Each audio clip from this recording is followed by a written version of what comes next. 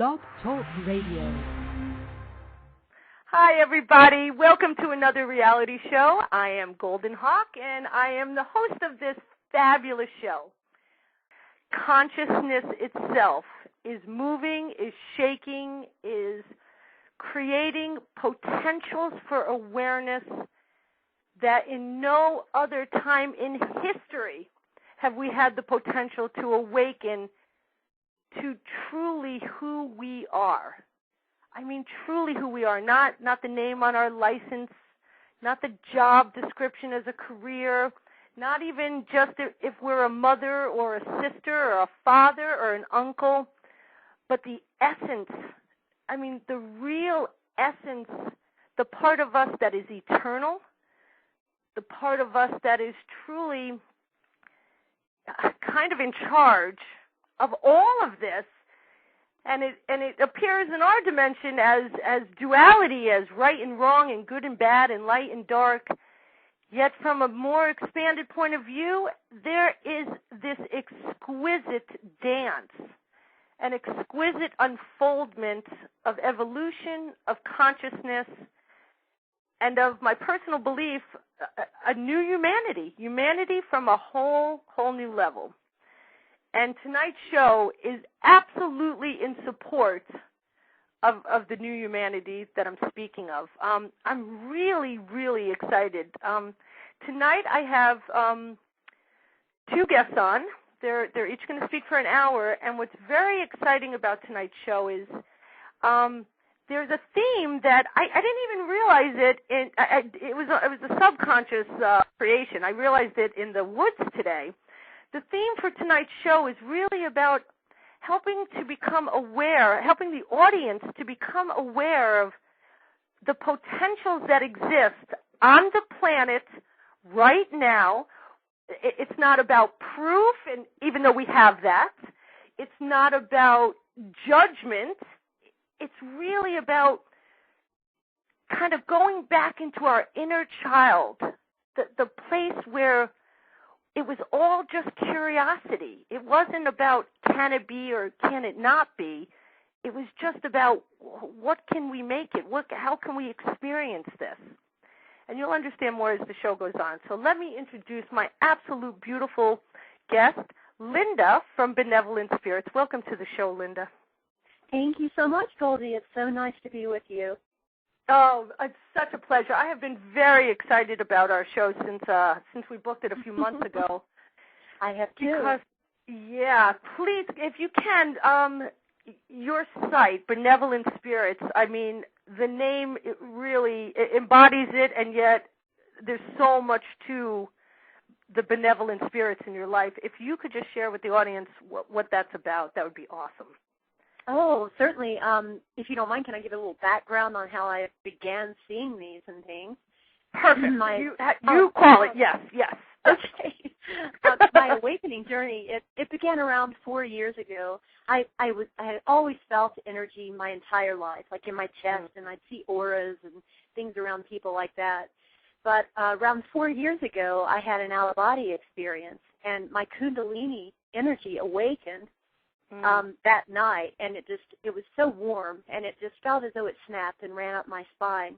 And I had an out-of-body experience. I was in the outer room of my bedroom, and there were wispy light beams, and you could see your body laying there. You had absolutely no concern for it at all, and it was just the most incredible feeling of bliss that you can ever imagine, and so much energy at our house. I just couldn't imagine what was happening. And so after that happened, I began seeing the orbs, and they can communicate with you. They make formations. They do processes. People will take a snapshot of an orb, and you will see circles in them sometime, or what will look like an imperfection. But they're actually not. When you're looking at them, they're doing things. It's almost like they're boiling, and then they spit off these little sensors that just fall everywhere. Yeah, it's like stardust is falling. And so they're really beautiful, and just, it's kind of like living in a kaleidoscope now from what you see. But they're so beautiful, and they've really awakened my consciousness. I really believe that's why the orbs are here. And our home, it's so incredible. I don't know if it's a little mini spaceport or what's going on, but there's just so many, and they vary in size. They make formations. Again, they do processes. We have two St. Bernards, Samson, our male. He's very sensitive to them, and it's funny because I'll be watching him in the house, and I'll look over, and his eyes will be following the same thing. And my son Michael, he passed away last year from a heart aneurysm, but we went through many of the same experiences. And he ran in my room after that night and said, "Can you feel the energy here? It's just so intense." And it's just been really incredible, the awakening. I worked at Ohio State at that time, and I remember the next morning I'm walking into work, and it's late summer, and I was standing waiting to cross the road, and a big tree with all the leaves, every single leaf fell off the tree. So I looked up like, at oh my once? gosh. At once, and so I had leaves up to my thighs thinking, like, I can't believe this. It's just so many things happen just consecutively, I think, to wake you up, to make you aware. And it's just really beautiful to know that there's beings there that want to help us and that really want to awaken our consciousness, because I agree with you. It is all about awareness, and we're at a real turning point in our world with 2012 coming up and all these new energies bombarding the planet right now. Absolutely. And you see things in the news every day that's just so frightening. I think the energies, I think people should open to them if they can and try to balance them and have balance in their life, because this is such a powerful time on planet Earth. Absolutely. I could not, everything you just said. Now, I have a ton of questions. Okay, because when you say that they communicate with you, is it telepathic? It is telepathic. Okay, so there's just a knowing, and is it in words or pictures or feelings or all three and then some? It's kind of all of the above. For example, I was sitting out on our back deck one day at Choctaw Lake. That's our home. We're visiting New Mexico right now, and the energy out here looks totally different. It's just interesting. I was watching the orbs, and they make formations, and they just create such bliss within you, and that's really a great feeling to have. But it's telepathic things. For example, we had a fire pit in the yard, and I just got a telepathic message in my head: go run your hands through the ashes of the fire pit. And I thought, why would I do that? I'm the only one that ever uses that. But I did, and I ran my hands through there, and there was a beautiful ball in there made out of some material. No one has been able to tell me what it is.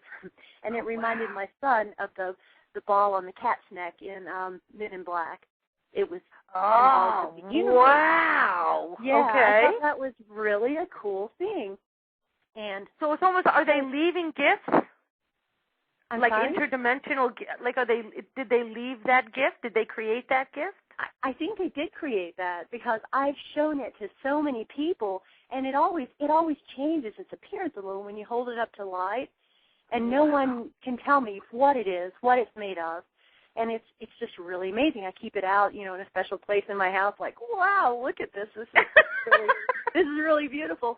But other things have happened. For example, I was driving to work one day, and a message came into my head. They're all in my car. You look around, and I'm always thinking, can anyone else see this? But it's like... Well, wait, can I interrupt for 1 second? Can you see them with your physical eye, or is it just through the lens when you take the pictures? No, I see them with my physical eyes. Because of the Kundalini awakening. That's when it started. The Kundalini awakening was... I'm sorry, I'm not trying to interrupt. I just got you speak and 1,000 questions come up for me. I apologize. Please go on. Oh, please don't apologize. I'm very excited about this.